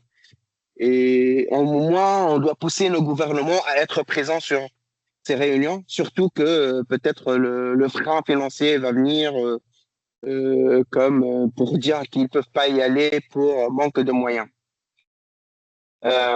Et si nos membres d'administration, des ministères des Finances, des directions générales des impôts ne sont pas là, c'est là que commence notre travail. Et c'est là aussi que TJNA se propose à vous aider à identifier les interlocuteurs gouvernementaux appropriés et à préparer ces démarches-là. C'est là aussi ce qu'on propose, nous, à TJNA. Enfin, aussi concrètement, 2 leviers pour faire ça. On a la production de connaissances, et ça, c'est très, très important. C'est un rôle très essentiel dans le développement de connaissances qui contribue à l'avancement de l'agenda, parce que tout plaidoyer qui n'est pas appuyé par des données probantes ne sera pas un bon plaidoyer. Et à gauche de votre écran, là, vous pouvez voir l'une des fiches d'information que Tech Justice Network Africa a produite. C'est une fiche d'information sur la Convention fiscale internationale et ces outils sont disponibles en français et dans toutes les langues. Et en parallèle, là, c'est un rôle double de produire des analyses ancrées dans les réalités des pays, des données des pays, mais aussi des études sur des cas locaux, des témoignages communautaires aussi qui sont très, très impactants et de relayer tous ces outils existants pour amplifier leur impact, pour connaître de l'impact des chiffres. Et cela se fait avec des campagnes médiatiques. Et il est essentiel de collaborer avec les médias pour sensibiliser le public aux positions africaines, d'avoir des tribunes libres et des espaces libres où on peut poster, mettre notre avis, mais aussi pousser nos gouvernements à bouger. Et un message clair, répété, ancré dans les réalités concrètes, cela répondra et ramènera plus de gens à se demander et à chercher plus et être plus informés sur ce qui se passe sur cette convention. Et aussi, c'est très, très important de le souligner que les gouvernements bougent quand ils savent que leur population tiennent à quelque chose et ils sont bien informés de ce qui se passe. Ils le demandent. Enfin, ça c'est un appel et une invitation à toutes les organisations qui sont présentes là. C'est une invitation directe et concrète au groupe de travail qui a été créé par le Réseau africain pour la justice fiscale. C'est un groupe qui est dédié aux négociations de la convention. Mais qu'est-ce qu'on fait dans ce groupe? On travaille tous pour l'élaboration de prises de position communes. Et là, vous allez participer, quand vous serez dans ce groupe, à la construction de positions africaines collectives sur les questions clés de la convention. Ça, c'est quelque chose. Nos équipes, elles sont en train et les membres aussi de ce groupe, ils produisent des mises à jour régulières sur les discussions, des petits briefs qui vous mettront à jour de ce qui se passe, qu'est-ce qui a été négocié, l'avancement en temps réel, et c'est en toutes les langues français et anglais, et sans avoir vous-même à suivre toutes les négociations, de lire toute la documentation et tout, qui est très, très technique. Et ça vient de l'information bien digérée et bien à présenter. Aussi, les campagnes médiatiques conjointes au lancement de campagnes, on pourra faire des campagnes collectives sur la Convention fiscale des Nations Unies, mais aussi de rejoindre des initiatives de communication coordonnées sur le plan global, pas que africain. Avant de finir, aussi, il y a l'inscription, ça va aider à l'inscription, à la participation à la session de Nairobi, pour ceux qui peuvent y aller, mais aussi celle de New York. Et c'est surtout la session de Nairobi, elle sera une opportunité très, très rare pour les organisations civiles d'observer, mais pas que d'observer, aussi d'influencer directement les négociateurs et présenter les positions des organisations civiles. Et dernièrement, le renforcement continu des capacités où vous aurez accès à des formations, des webinaires, mais aussi des ressources qui vous faciliteront, qui démocratiseront les données et l'aspect technique de cette convention. Là, c'est une invitation. J'invite mes collègues à partager le lien du groupe WhatsApp et aussi du groupe, mailing, pour qu'on soit tous dans le même bain et qu'on soit tous sur la table et pas dans le plat. Merci beaucoup pour votre attention et je repasse le relais à Aya. Merci beaucoup, Amine, pour cette présentation.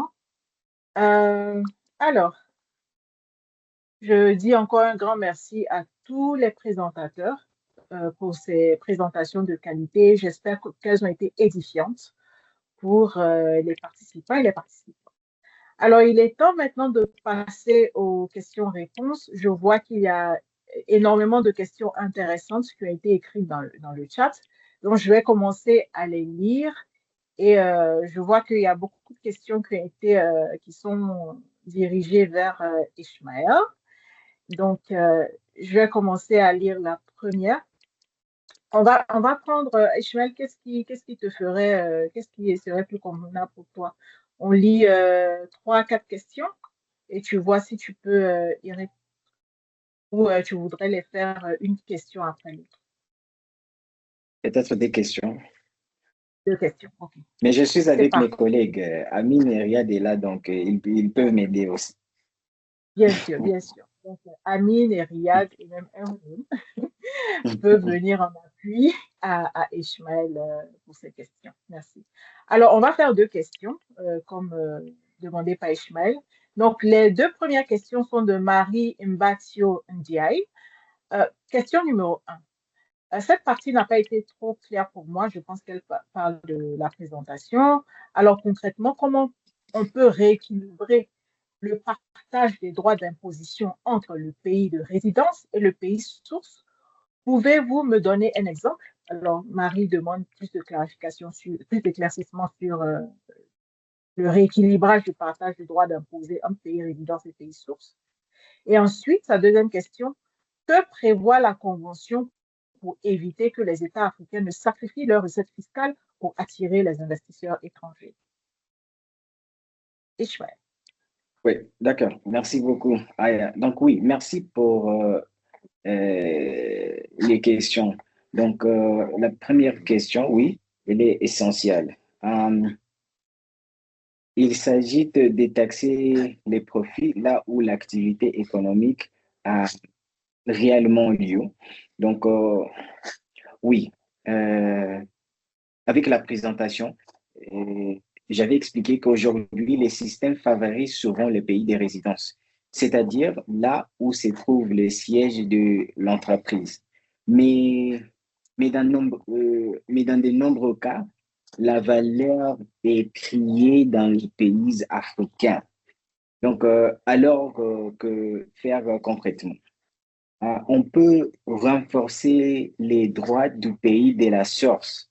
Par exemple, avec des retenues à la source plus élevées ou des règles plus claires pour imposer les entreprises sur les territoires. On peut aussi s'appuyer davantage sur les modèles des Nations Unies, qui est plus équilibré pour les pays africains, pour les pays à la source. Et oui, et prenons un exemple simple. Si une entreprise française exploite de l'uranium au Niger, la valeur vient du Niger. Un système rééquilibré permettrait au Niger d'imposer une part plus juste des profits. Et c'est là l'objectif. Plus d'équité et une imposition alignée sur la création de valeur. C'est-à-dire la création des valeurs, c'est dans les pays de source.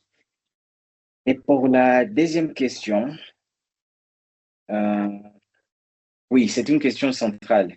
Aujourd'hui, il y a un grand problème et la courbe vers là-bas, où les pays se sont obligés de réduire les impôts ou d'offrir des avantages fiscaux, des exonérations fiscales pour attirer les investisseurs. Donc, la Convention des Nations Unies vise précisément à répondre à cela.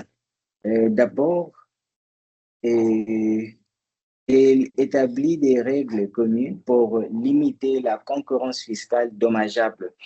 Mon collègue Riyad a déjà expliqué un peu sur ça avec l'article 15 qu'il a présenté. Donc,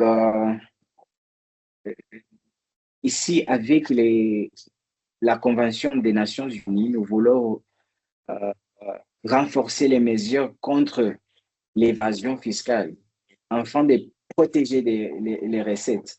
Il garantit aussi que le pays de la source conserve de vrais droits d'imposition, ce qui réduit la pression à faire des concessions. Et surtout, il donne aux pays africains une voix plus forte dans les négociations. Et oui, je ne sais pas si mon collègue, mes collègues Amine et Riyad veulent ajouter, mais c'est ça mes réponses. Merci, Ishmael. Riyad, viens en appui. Ouais, très rapidement, juste pour ajouter, effectivement, Ishmael a déjà donné beaucoup d'éléments. Le but vraiment, et c'est notamment la position de la société civile, et comme je l'ai pu le dire avant, les pays africains vont sur cette voie-là. Nous, ce qu'on prône pour justement pouvoir permettre ultimement ce rééquilibrage des droits d'imposition, c'est passer à un système de taxation unitaire, c'est-à-dire enfin stopper l'idée que les multinationales peuvent délocaliser leurs profits là où elles le souhaitent, c'est-à-dire par exemple une multinationale qui a des activités au Ghana, en Côte d'Ivoire, en Algérie et en Éthiopie, mais dont les profits ne sont localisés au Luxembourg.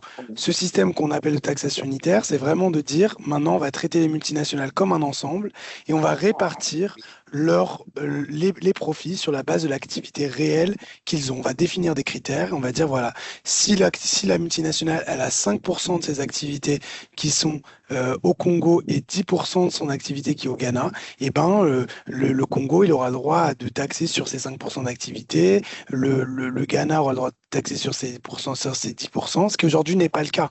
Et donc c'est comme ça qu'on peut aussi vraiment créer un système qui va rééquilibrer les droits d'imposition.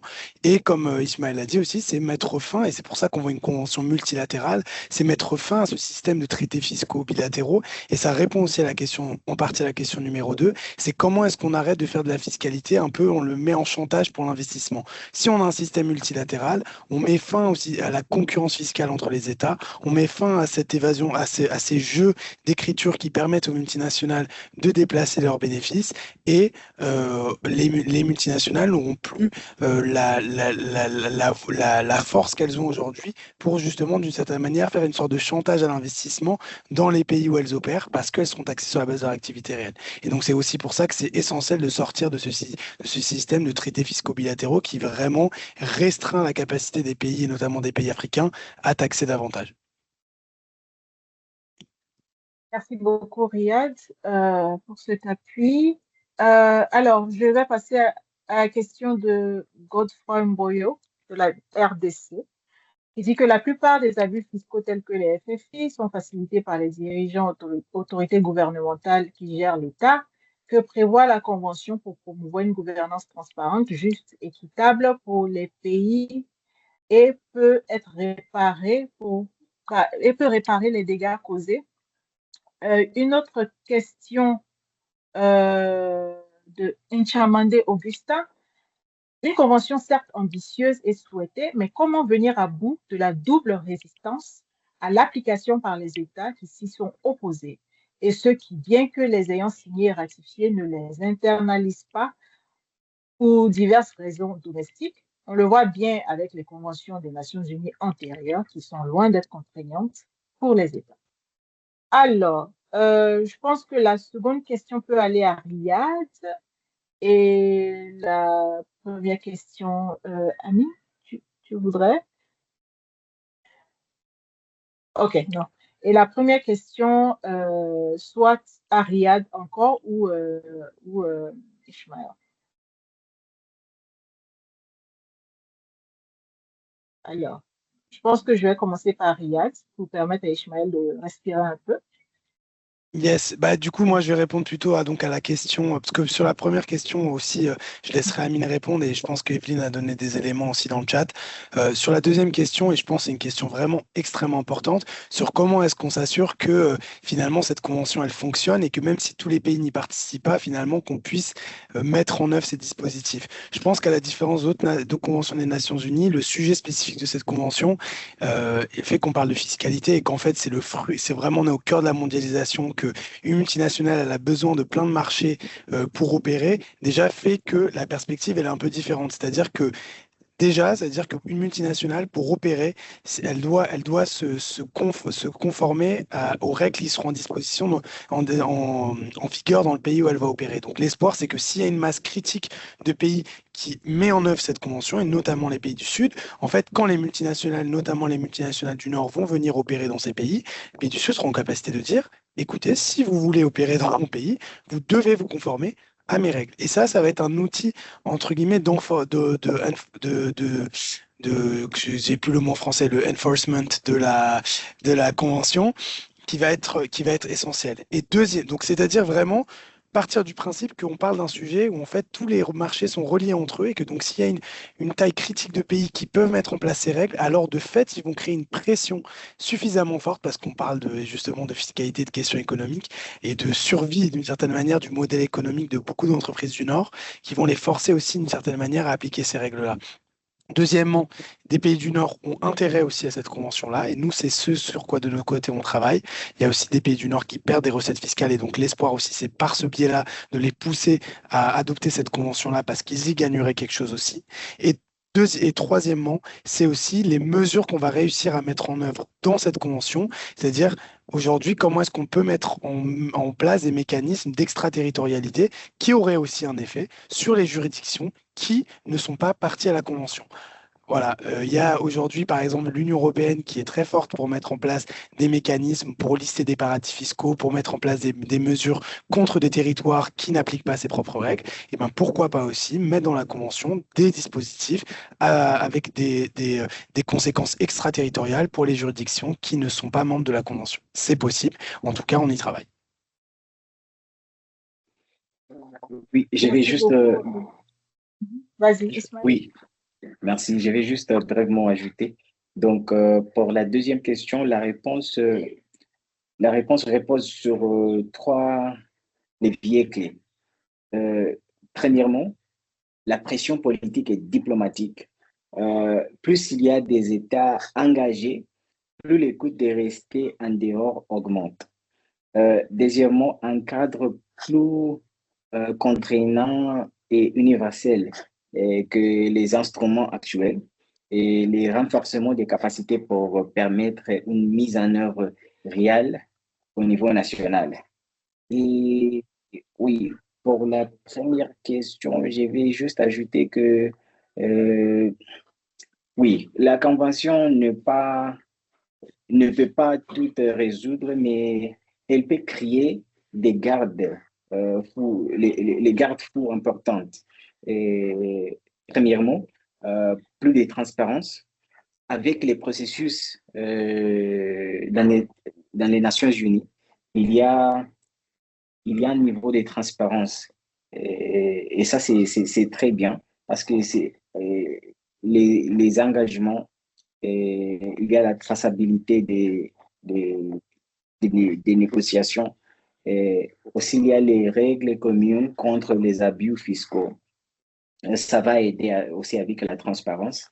Et il y a aussi une coopération internationale qui va être renforcée par la Convention. Oui, c'est juste ça ce que je vais ajouter. Merci. OK. Merci beaucoup. Amine? Je voulais ajouter ce qu'a dit Ishmael sur la question de Godet. Oui, Godet, là, il pointe une réalité que on peut pas se cacher en tant qu'Africain et de dire, voilà, ces flux financiers illicites, il y a deux parties, le multinational, étrangère, certes, mais aussi ces facilités de l'intérieur. Et malheureusement, la convention cadre, c'est pas un instrument anticorruption, pour répondre à Godet, mais comme l'a dit et mentionné Ishmael, ça met des garde-fous. Et elle s'attaque directement à des mécanismes qui rendent les abus possibles, ce qui est bien dans cette convention, et c'est ce qu'on veut que ça soit représenté. Je vais, je vais ajouter quelques, comment dire, termes techniques, mais aussi des technicités pour courber cela, comme l'échange automatique d'informations, comme la transparence effective, comme les propriétaires effectifs des sociétés. Ça aide à courber à un minimum ou un plus grand, comment dire, pour avoir des systèmes plus fiscaux, mais plus perméables aux flux financiers illicites. Aussi des règles plus strictes sur les transferts de prix, mais aussi là, au cas de la DRC, comme on l'a vu avec Godet, et je sais qu'ils travaillent dessus, ils sont en train de préparer un travail dessus en DRC. C'est surtout le secteur minier, les extractifs, là où il y a plus de manipulation et là où il y a plus de, comment dire, de flux financiers illicites, et cette convention cadre, elle va aider à courber cela et mettre des garde-fous pour ça. Pour la réparation, la convention, elle n'est pas, comment dire, rétroactive. Donc voilà, corrigez-moi les gens de la loi. Elle n'est pas rétroactive, donc la redevabilité et tout ça, ça devient du ressort du pays lui-même. Et voilà, je pense que l'expérience de terrain en République démocratique du Congo, elle est précieuse, surtout que sachant le travail qui est en train d'être préparé par l'organisation ILDI et d'autres organisations de la société civile. Je pense qu'on aura le temps de parler de ça dans d'autres sessions. J'espère que Godet, j'ai répondu à tes deux questions. À toi, Aya. Merci beaucoup, Amine. Je pensais avoir vu des mains levées. N'hésitez pas à lever les mains. Alors, Monsieur Mamadou Ba, à la main levée. Please, Alan, can you allow Mr. Mamadou Ba? Can you enable his mic, please? Est-ce qu'on peut ouvrir le micro de Monsieur Mamadou Ba? Yes, they are able to unmute. Ok, allez-y, Monsieur Ba, vous pouvez ouvrir votre micro. Là, c'est bon? C'est parfait. D'accord. Bonjour ou bonsoir. Merci pour les présentations des trois différentes interventions qui sont très quand même claires et précises. En fait, je voudrais apporter une petite contribution concernant la question de Madame, je pense de Marie, qui demandait est-ce que vous pouvez nous donner des exemples concrets où on peut dire qu'il y a équilibre entre l'état de résidence et l'état de source, puisque c'était la question. Et du coup, j'ai essayé d'énumérer parce que j'ai participé à certaines négociations des conventions fiscales, des mécanismes directs où on peut dire qu'il y a équilibre, même si j'avoue que c'est très difficile de trouver un équilibre entre l'état de résidence et l'état de source, étant donné qu'on a toujours en tête la légitimité de l'état de source de pouvoir imposer l'ensemble de ses revenus de ses résidents. Alors, parmi ces mécanismes, je peux proposer, par exemple, qu'on élargit la définition du permanent establishment, ce qu'on appelle l'établissement stable, par exemple. Et vous pouvez aussi, comme l'avait évoqué M. Ismaël, déjà la retenue à la source, ça c'est bien, mais il faut s'assurer que c'est conforme aussi à vos droits internes, sinon on risque de vous poursuivre pour le principe de non-discrimination. Ensuite aussi, élargir des définitions des revenus des passifs, parce que j'ai vu des cas où une convention fiscale, elle prévoit par exemple 10% une retenue à la source, mais la définition de la redevance, elle est tellement restrictive qu'au final, l'État de source ne peut pas l'imposer, parce que son droit interne n'a pas de base sur ça. Donc ça, c'est important. Aussi, peut-être aujourd'hui, avoir beaucoup de clauses de sauvegarde. D'ailleurs, je vous conseille vivement, si vous voulez voir des exemples, de voir la convention qui lie la France et les Émirats arabes unis. Dans ce sens-là, vous allez voir qu'il y a quand même beaucoup de clauses de sauvegarde qui permettent à l'État de source de pouvoir conserver l'imposition. Donc, c'est ce que je voulais élargir. Et pour revenir vite fait sur le cadre conventionnel, comme a dit M. Amin, il faut savoir que le cadre conventionnel, c'est un milieu où on peut discuter la question de façon multilatérale, mais tout se fera au niveau bilatéral. Et aussi, comme il a dit, il n'y a pas la rétroactivité, puisqu'une convention bilatérale ne peut pas, parce que jusqu'à l'heure là, je pense dans les discussions, on essaie de mettre des protocoles qu'on appelle binding obligatoires, mais qui est quand même difficile, parce que les pays développés ne vont pas accepter quand même facilement cela. Donc ça, ce sont des aspects et voilà. Et je pense que la partie de la société civile, bien évidemment, c'est de plus informer et pousser les pays francophones surtout à participer dans les débats. Parce que pour le moment, ça reste du point de vue des pays anglophones. Parce qu'à part quelques pays comme le Sénégal, mais je n'ai pas vu dans toutes les discussions où un peu le Sénégal et le Maroc, je n'ai pas vu les autres pays. Donc, c'est ce que je voulais dire. Merci. Et désolé si j'étais très long. Merci beaucoup, Monsieur Mamadou Ba, pour cet appui technique. En tout cas, merci beaucoup pour cette contribution.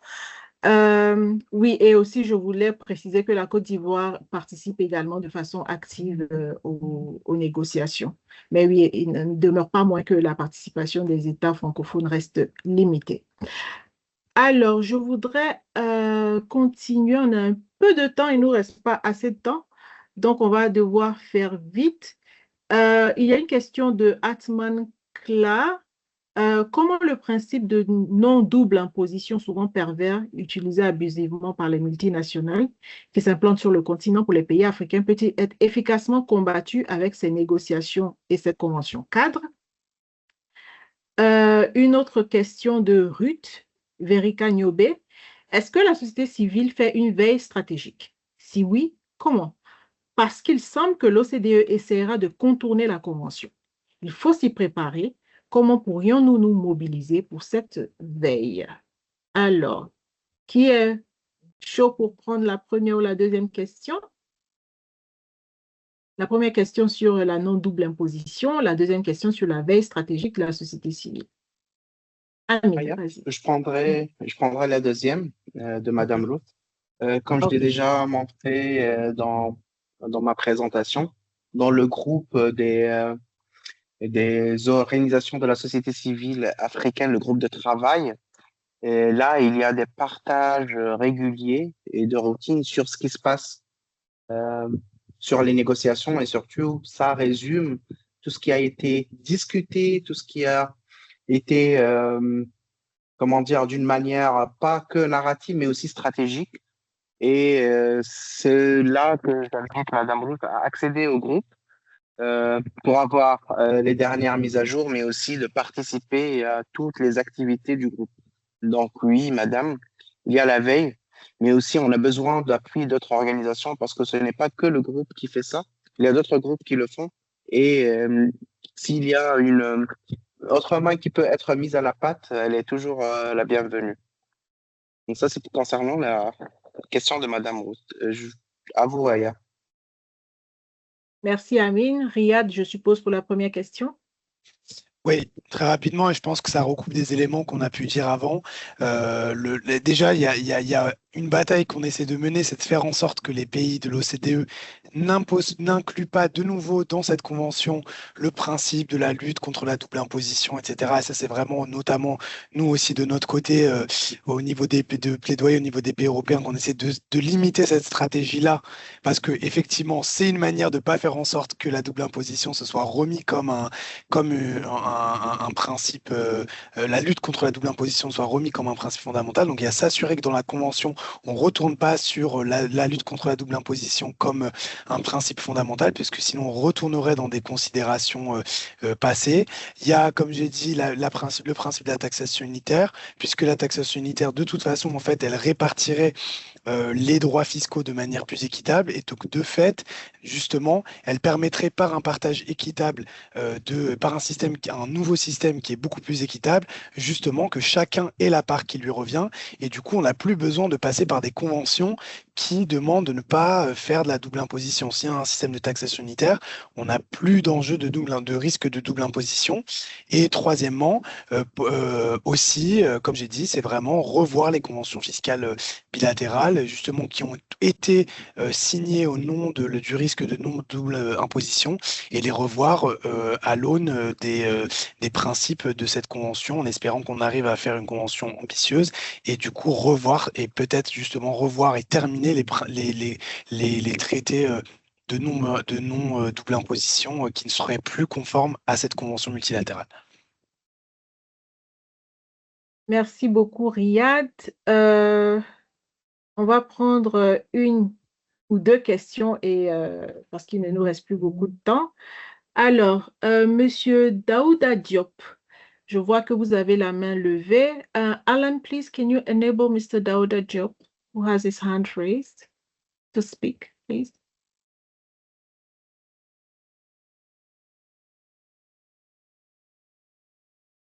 Yeah, they are able to unmute. Allez-y, Monsieur Diop. Vous pouvez ouvrir votre micro.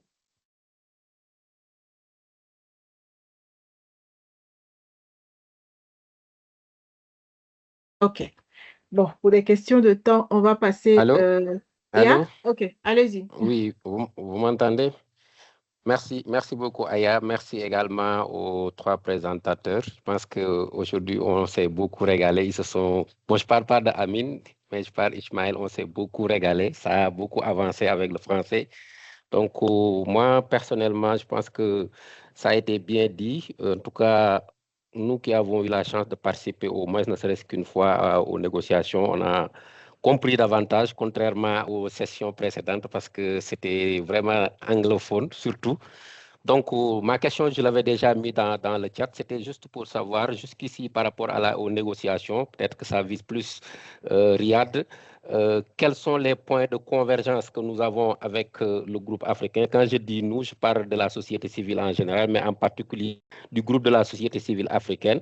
Quels sont les points de convergence, mais surtout, quels sont les points de divergence que nous avons avec le groupe des pays africains? Parce que pour moi, je pense que le plaidoyer, la sensibilisation doit porter sur ces points de divergence-là. Donc, aussi, on les a de façon claire. Chacun de nous, dans nos pays, nous pouvons vraiment essayer de voir comment on pourrait sensibiliser, mais aussi faire le plaidoyer pour que les positions de la société civile puissent être épousées par les gouvernements respectifs des pays africains vis-à-vis de cette négociation sur la Convention. En tout cas, une fois, merci pour ce travail-là. Je pense que ça va permettre aux pays africains de s'investir davantage dans ce processus de négociation de la Convention fiscale. Merci beaucoup. Merci, M. Daouda. Riyad?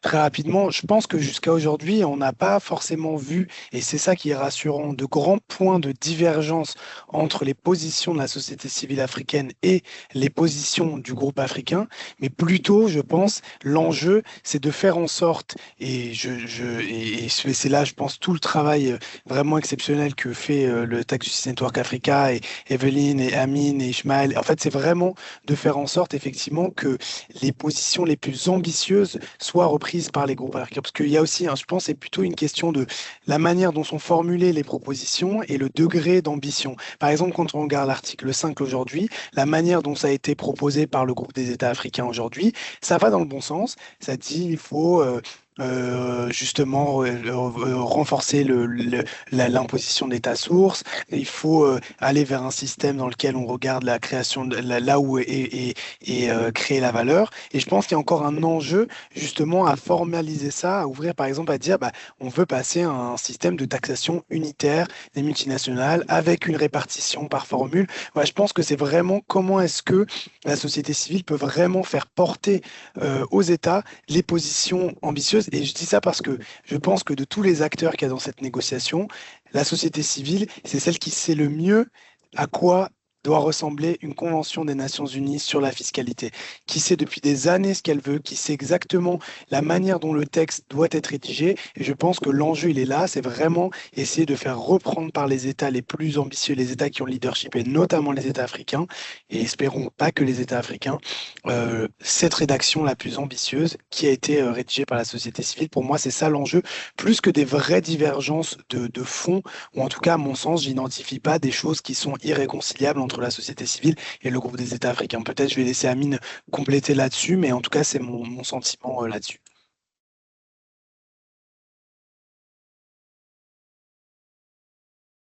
Merci beaucoup, Riyad. Vous avez tout résumé, je pourrais peu rien ajouter dessus. Je pense que l'essentiel a été dit et ça se réitère mon appel et mon invitation à tous ceux qui sont là de venir pour, même s'il y a des divergences, de travailler pour proposer des positions communes et de travailler pour avoir un seul plaidoyer.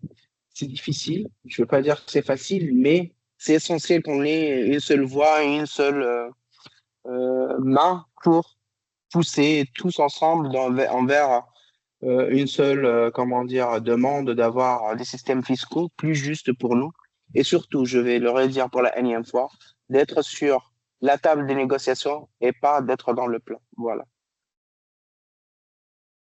Merci beaucoup, Riyad. Merci beaucoup, Amine. Il nous reste que 2 minutes. De toute façon, si vous rejoignez le groupe WhatsApp dont le lien a été partagé dans le chat, il y a énormément de questions dont vous pourrez trouver les réponses, notamment au sujet de l'accréditation, au sujet des dynamiques nationales que les OSC peuvent mettre en œuvre pour pouvoir mener à bien la mobilisation autour de la Convention. Donc, je vous invite à rejoindre le groupe. Le lien a été déjà partagé dans le chat. Je vous invite également à remplir le formulaire de retour sur ce webinaire-là, le premier en son genre, hein, un webinaire francophone. Donc, je vous invite à remplir le formulaire dont j'ai partagé le lien dans le groupe et que ma collègue Evelyne a passé son temps à partager également.